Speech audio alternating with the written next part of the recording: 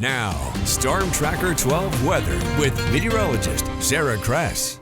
And we're still here on this boring trend of weather. We're going to see the same thing that we've been waking up to the past few days. Cold morning. We do have some impacts to our air quality this morning, especially as we do head over towards Grants Pass, Cave Junction, Happy Camp as well. Waking up with unhealthy air quality this morning, and we'll see improvements as we're heading throughout the day. But this morning, wake up with some very cold temperatures. 11 to Klamath Falls, 14 in Damontague, 24 into Medford, and over along the coast, 36 at Gold Beach this morning. Now today, very similar to yesterday, we'll see those high temperatures pretty mild into the mid 50s into the Rogue Valley, east of the Cascades, upper 40s and maybe into the 50s for some areas, and into Northern California into the lower to mid 50s. Hazy skies as well into Medford, Grants Pass today.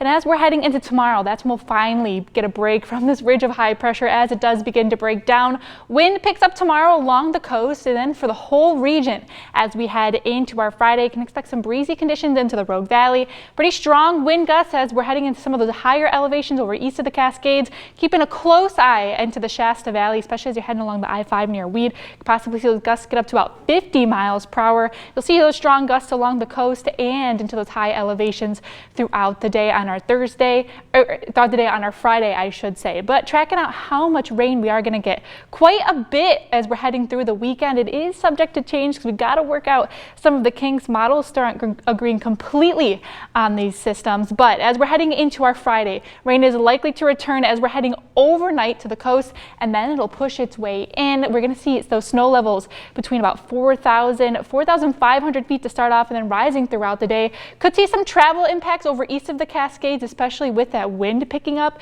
throughout the day on our Friday, and we'll continue to see that rain as we're heading throughout the weekend. Winter weather advisories we do have out starting at 4 a.m. on Friday for the Cascades above 5,000 feet, and we could expect some cold air as we're heading down into southern Siskiyou County, heading out near Snowman's Summit. Could see some snow as we're starting out on our Friday. We're continuing to track systems as we head through the weekend. We're having a little bit of uncertainty as we're heading into next week, but stick with us and we'll continue to track out those details. But taking a look at your 7-day for the coast. The chance of rain late into the day on our Thursday, but it will be likely overnight for our Friday, continuing through the weekend.